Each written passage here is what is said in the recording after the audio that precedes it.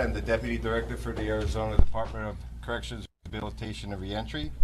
Today, by the order of the Arizona Supreme Court, the state of Arizona carried out the death sentence of Frank J. Atwood by means of lethal injection at the Arizona prison complex here in Florence. Pre-execution preparations began at 9:37 a.m. and concluded at 10:04 a.m. The execution commenced at 10:04. Inmate Atwood was pronounced dead at 10:16 a.m. His last words were, and I quote, "Thank you, precious Father, for coming today and shepherding me into the faith. I want to thank my beautiful wife who has loved me with everything she has. I want to thank my friends and legal team, and most of all, Jesus Christ, through this unfair judicial process that led to my salvation. I pray the Lord will have mercy on all of us, and that the Lord will have mercy on me." End of quote. At this time, I'd like to introduce Judy Keene, our Director of Communications for Arizona Department of Corrections and Reentry. Good morning. We will begin now hearing from our media witnesses. They will share their observations with you. Following our media witnesses will be Ms. Colleen Clace, who is Chief Counsel for the Arizona Voice for Crime Victims. She will be reading a statement. She is also the attorney for Debbie Carlson. She will not be taking media questions after she reads her media statement. Ms. Clace will be followed by Debbie Carlson, who is the mother of Vicki Lynn Hoskinson. Ms. Carlson will also be reading a statement, and she has asked that she not be asked any questions from the members of the press after as well, too. So at this time, I would like to introduce our first media witness, Bud Foster from KOLD TV Tucson. Thank you. Good morning. The precious father that he was talking about was the priest. He was able to have the priest inside the execution room with him. That is a first for the state. The priest stayed with him through the entire process. He held a cloth and a medallion on his head. They conversed on occasion, but the precious father was the priest that they allowed to come into the death chamber. And again, that's the first time that that's happened. Also, for the very first time, we saw Frank Atwood being brought into the chamber rather than opening the curtain and having him already on the table. They brought him in, and we were able to watch the entire process of putting the IVs in both of his arms. I've witnessed executions in the past, and they usually use one arm. In this case, they use both arms. We still don't know why that might be the case, but we can certainly find out. And I'll give you a little bit about the process. There were approximately 40 people in the room, and Debbie Carlson was to my left. Atwood's wife, Rachel, was to my right. Several times during the process, he looked over at his wife and smiled, but he was very calm through the entire thing. He never tried to pull on any of the restraints that were on him. He had restraints on the ankles. They had restraints near the knees, again during the waist and at the chest. So he was restrained in several different places, in several different ways. But never once did he attempt to pull on any of the restraints. He was very calm, very relaxed through the entire process. He chatted occasionally with the doctors who were putting in the IVs and doing the other pre-work that they were doing, so he would chat with them on occasion. Not exactly sure what he was talking about, but whenever they were putting in the IVs and they were searching for veins, he would say something to the doctors as they were getting him prepped for the execution. You heard the last words. You've heard the time, so I'm not going to get into that at all. But it took about 20 minutes in prep work. There didn't seem to be any issues, didn't seem to be any problems. They were able to find the veins that they needed to find and found them very quickly. So that was not a problem. Again, like I say, I've witnessed other executions which were somewhat hard to watch, John Brewer in 1993, who fought very hard before his execution. And this one, I would have to say, it was probably the most peaceful of any of the executions that I have witnessed in the past. I think Lupita might say the same thing. There was nothing that would lead you to believe that he was being prepped for anything other than maybe surgery or an operation or something to that effect. It was not. It was very clinical. I would have to say very, very clinical. And there was nothing about it that was difficult. Now, this was the first time we were able to see the entire process. So I can't tell you what happened afterwards. I can't tell you what happened before. All I can tell you is that we were able to watch him being brought in, laid on the table, restrained. During the time, he would close his eyes frequently, or he might just stare at the ceiling. And as I said, he acknowledged his wife on several occasions. He would look over at her. She was on my right. He would look over at her and smile. But as far as any kind of fighting, or he seemed to accept his fate. He did not apologize in his last words. He did talk about the judicial process or the legal process, and he said it was unfair, but he did not apologize to anyone. And I was sort of surprised by that. I think a number of people had thought that he might do that because he had said earlier that he hoped that this brings peace to the family, but he did not reiterate that during the execution this afternoon.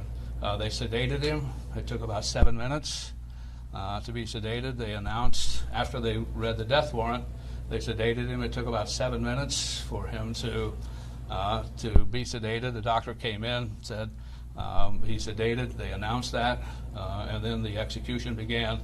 And it was, maybe 10 minutes or so, 8 to 10 minutes, 12 minutes before he was pronounced dead. That's what I have. I will introduce Lupita from KVOA, and she'll give you her observations.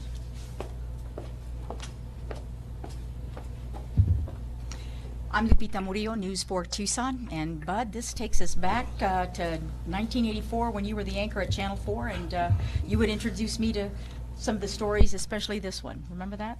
Yes, I do. Bud has pretty much done a very good job of going through everything that we witnessed inside the death chamber. I want to address the family here. The family, for nearly 40 years, has waited for this day. And what the family has gone through is unimaginable. I think we need to focus on that. At least that's what I'm going to do. I have known the family since 1984, and like many of the deputies that worked to find Vicki, I have remained friends with them. And it was, it's come full circle. I was there the night that this happened, and I was there this morning when he took his last breath, and that was it. I kept thinking myself of what little Vicki Lynn was going through when he was convicted of murdering her and kidnapping her. I kept thinking of that as he lay on the gurney, and he just took a couple of breaths, and at one point it was like he was snoring, and then he closed his eyes, and then that was it. It was very peaceful, and I, like Bud, have witnessed several executions. This has been by far the most calm. There wasn't any jerking movements on his part like I've seen in the past. And he, let's just say that the state carried out the law. He is dead.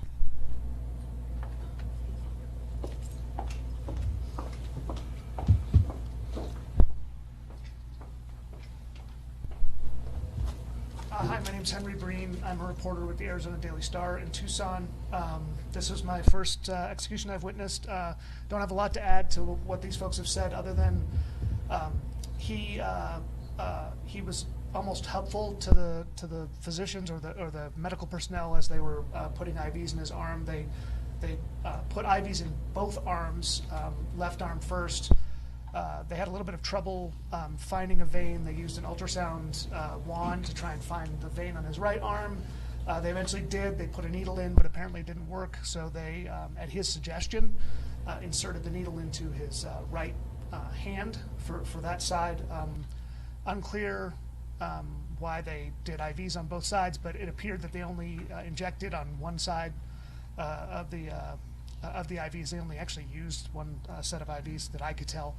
And like these folks reported, he was there with a priest. He spoke a little bit to him, but mostly he was quiet. He thanked the medical personnel as they worked on him, and then he went to sleep. He snored a little bit and stopped breathing, and that was it. Any questions?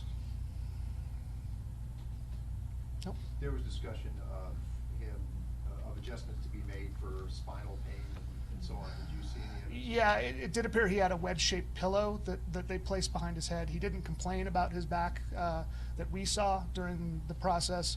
The only complaint he made was at one point he complained that his left hand restraint was digging into his arm, and they adjusted it for him, and he thanked them, and that was it.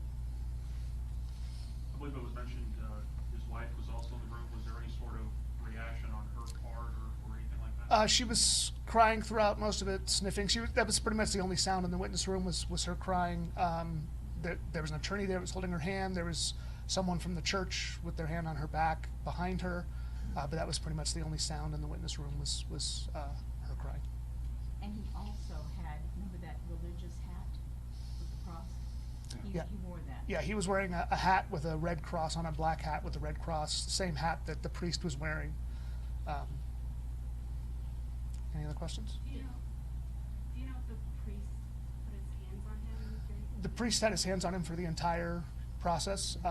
He was holding a red vestment on top of his head, and then he had a medallion that he placed on top of Mr. Atwood's head and held it there throughout the entire process. Did it look like he was in any pain, like claim? Not that I could tell. How much time elapsed from the start to the finish of placing the ID? I believe it was from 10:04 to 10:16. Oh, I'm sorry. Well, From the start to finish of placing the ID? oh, I believe that. I think they said that started at 9:37, and then they were ready to go and started administering the drugs at 10:04, from my understanding. So 9:37 when they started with the ID, not the end. That's when they started the process of prepping him. When they actually inserted the needles, I would have to check, but it was all within that window. Not the prep altogether took about half an hour. Yeah. Pretty close to half Yeah. an hour from the time they put him on the table until, Also, it was pretty close to a half hour because it was right at 10. So it was, my watch said 27, and then they announced the warrant at, right at 10 o'clock. So the whole prep process took about 30 minutes. Yeah, that's there was about about 40 people there, as Doug mentioned, but also the Attorney General was also there. Mark Brnovich came at the very last minute. He was there. it. Any other questions? When he was declared unconscious, did they do any kind of checks that you could see? Before they announced that he was sedated, they did come in and check his pupils and reactions, I believe is what they were doing. And then, Yeah, they were lifting his finger, lifting Yeah. his hand. to then the see- next thing they did was came in and pronounced him dead. So there was a clear demarcation from the administration of the sedative to the lethal part.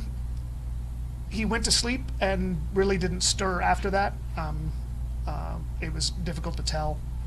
I believe they were on the third syringe when he became unconscious, but I'm not for sure on that. You can see the color. He was sedated at 10:10, and the execution was completed at 10:16. You can see the color in his face leave at the very end.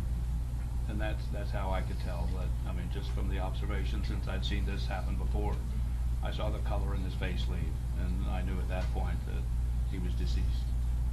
But again, he was Yeah, he never moved once they sedated him. He tilted his head slightly to the right and remained in that position throughout.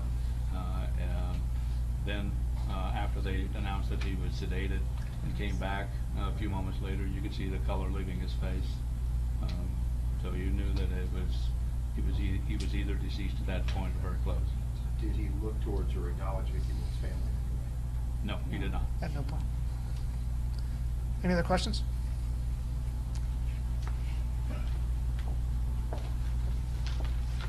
Okay, as noted, we will now hear from Colleen Clace, and then she will be followed by Vicki Lynn's mother. Thank you.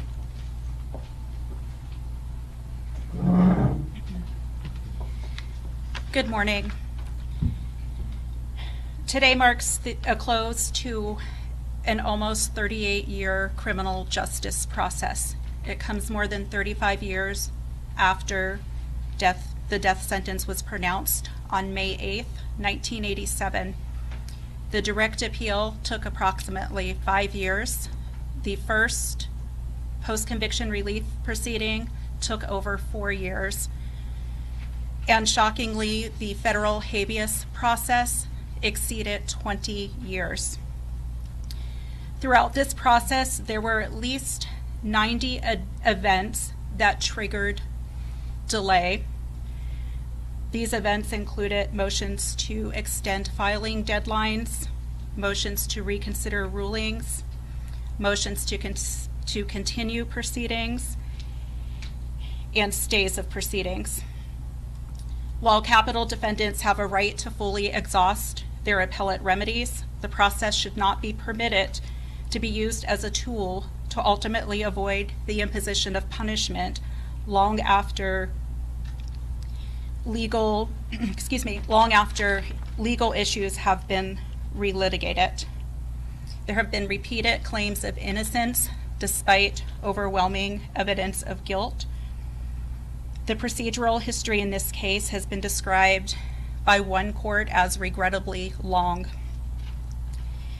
Delays of this magnitude violate victims' constitutional and statutory rights to a prompt and final conclusion of the case after the conviction and sentence, and to be free from unreasonable delay. They should never be permitted to happen.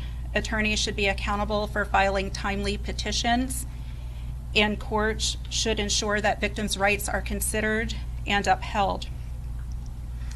For decades, it would be fair to say that the criminal justice system failed Vicki's family. That changed today. This process is finally over, but it's over without an apology, without any semblance of remorse, and without accepting responsibility.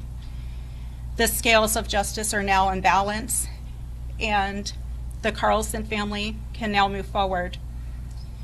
But we acknowledge that today would not have been possible without Attorney General Mark Brnovich and his dedicated staff who have upheld victims' rights. They have worked tirelessly over the last few weeks, days, and even hours through the night, responding to legal challenges. Additionally, the thanks is owed to the Arizona Department of Corrections, Rehabilitation and Reentry, especially the Victim Services Unit, for the support that they have provided to the family. Vicki's mom, Debbie, will now speak with you. I ask that you respect her boundaries and allow her to tell you about Vicki. But I ask further that your reporting will be done in a way that honors Vicki's memory. Thank you.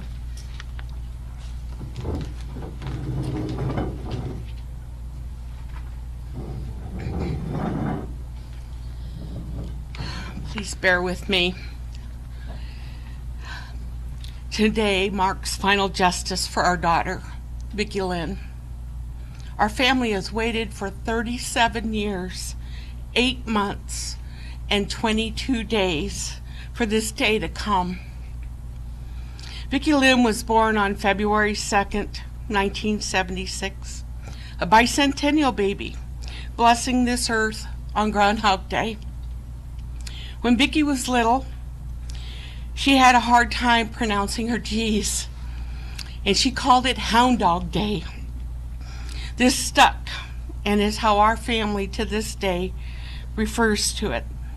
She took pride to be born on this very special day. Vicki was a vibrant little girl with an infectious laugh and a smile that would melt your heart.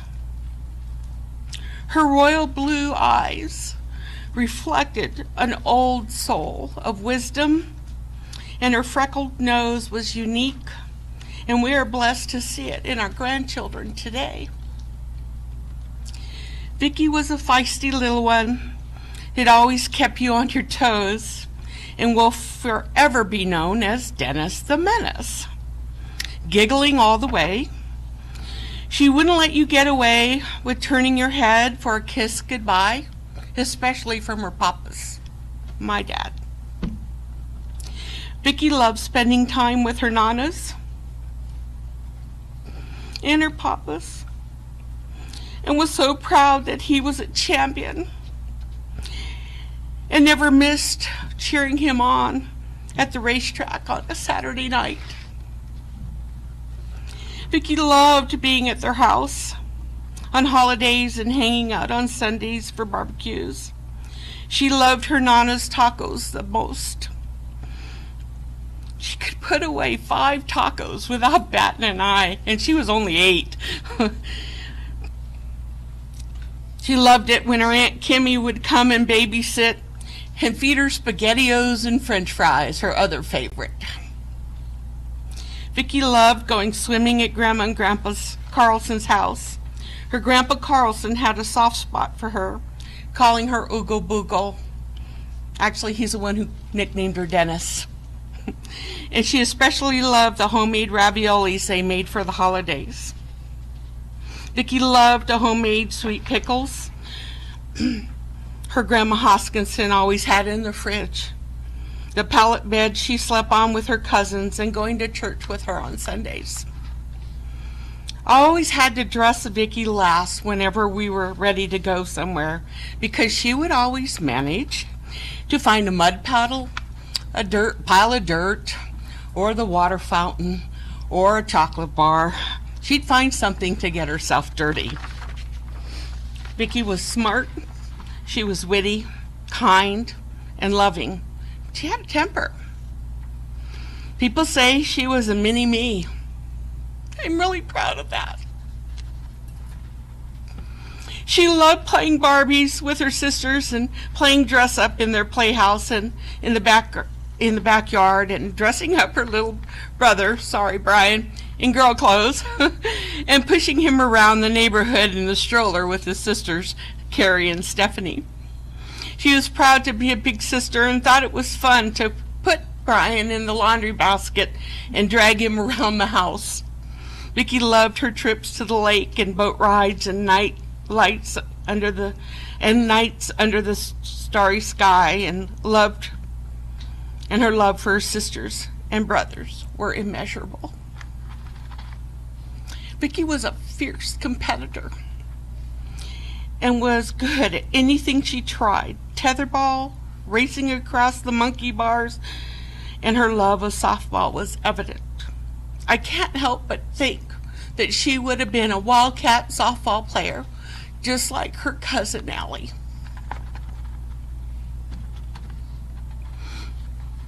Every opportunity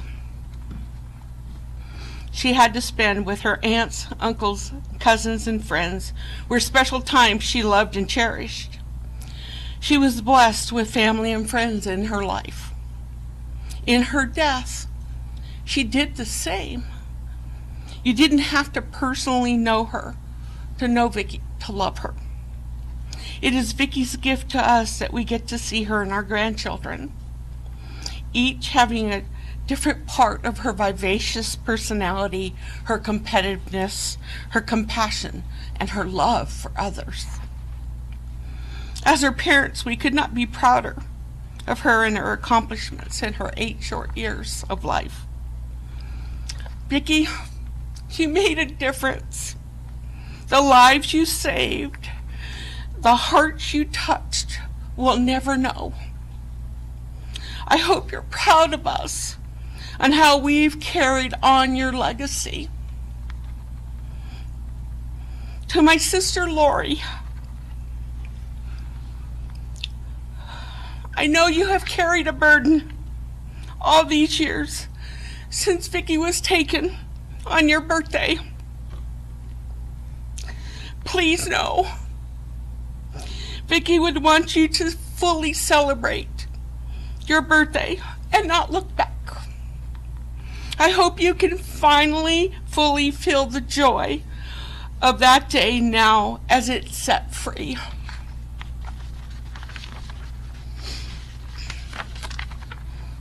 We can never thank every single person who have been a part of this journey with us. There are far too many individuals to individually name, but you all know who you are.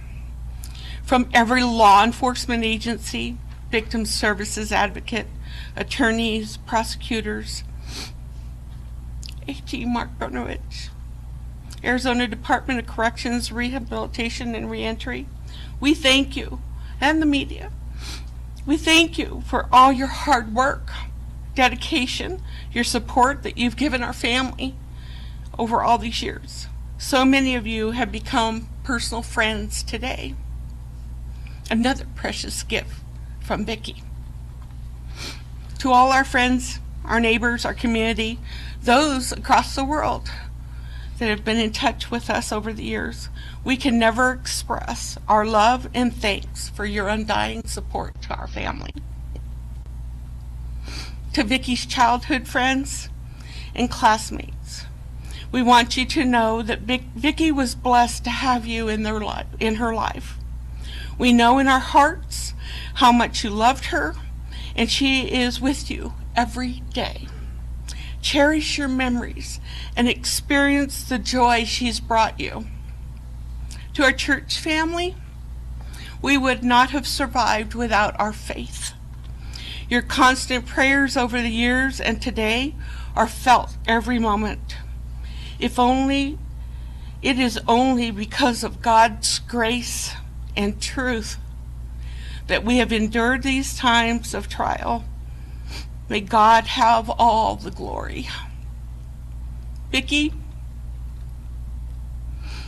I want you to be free, little one. Rest easy, our precious little girl. May your spirit soar as it continues to live with us, in us, and through us forever. Till we meet again, we will miss you and we will always love you. Thank you.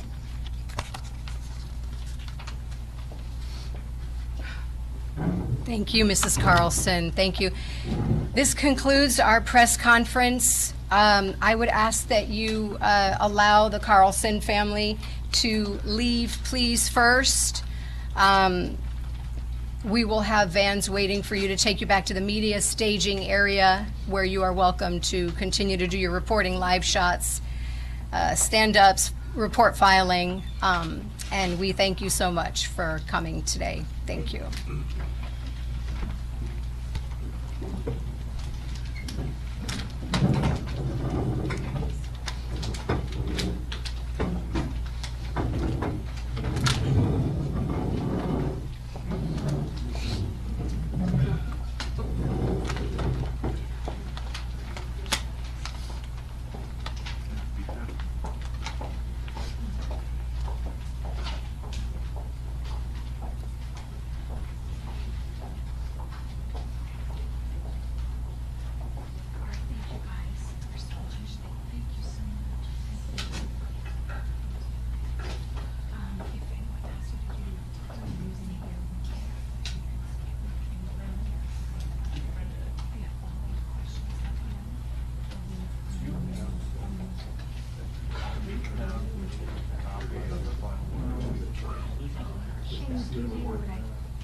You can